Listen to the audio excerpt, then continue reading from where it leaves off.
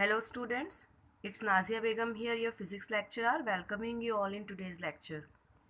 So, in our previous lecture, we have completed our first unit with chapter 1 and 2, and which is the portion of our pre-midterm examination. Okay, now today we are going to start unit 2.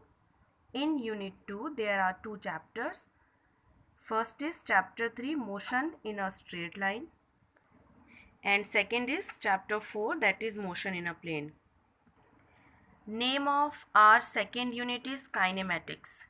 Kinematics means in this chapter we are going to study about the objects which are in motion. So when we study about the motion of the object, it is called kinematics. So let's start our chapter 3, motion in a straight line. So first let me tell you about some terms here. Here you can see that mechanics, which is a branch of physics, is classified into three broad branches. The first one is statics. Statics means in this branch we will study about the objects which are at rest. Okay. Second is kinematics. In this branch we will study about the objects which are in motion. And third one is dynamics. Okay. In this branch we will study about the motion of the object, and here we will study that with taking into account the interplay of forces that cause the motion. Okay, in kinematics we are studying about the motion of the object, but here we don't see about the cause of motion.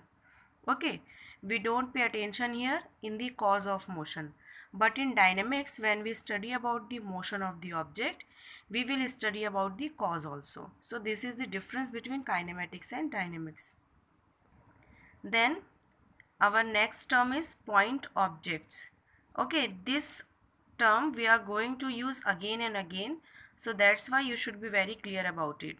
So point object means any object about which we are studying and whose size is very small in comparison with the surroundings. For example, if someone is playing the cricket in a stadium, so with respect to the size of the stadium, the size of the ball is very small, so here the ball can be considered as the point object. Similarly, if a car is traveling a very long distance, several hundred kilometers of distance, so in comparison with that distance, the car can be considered as point object. Similarly, in our solar system, Earth is considered as point object because the size of Earth is very small in comparison with the size of solar system. So I hope now you have some idea that what is the point object. Now let's discuss one more interesting term, that is position. So what is a position? See, when we have to measure or find out the position of any object, so we compare its distance from the other objects. For example, right now you are sitting, okay, while studying you are sitting at some place. So maybe in front of you one wall is there. Okay, with that wall you are having a fixed distance. Then any side of you, any door can be there or window can be there.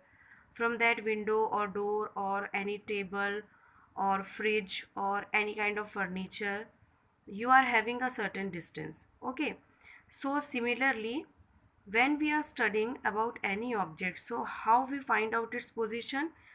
Whatever things are surrounding that object, we try to find out the distance of that object from that things which is surrounding that, and that distance can be considered as is its position. To calculate the position, we always take one origin point. Okay, the value of the origin point is 0. Then we try to find out the distance of that origin point from the object. For example, if now you are sitting in front of any wall, so that wall we can consider as origin point and we put the wall at 0. Then from that wall we will calculate that how much distance you are having, at how much distance you are sitting from that wall. That will be your position with respect to that wall. Now I hope you have a little idea about the position. Let's discuss that with respect to axis.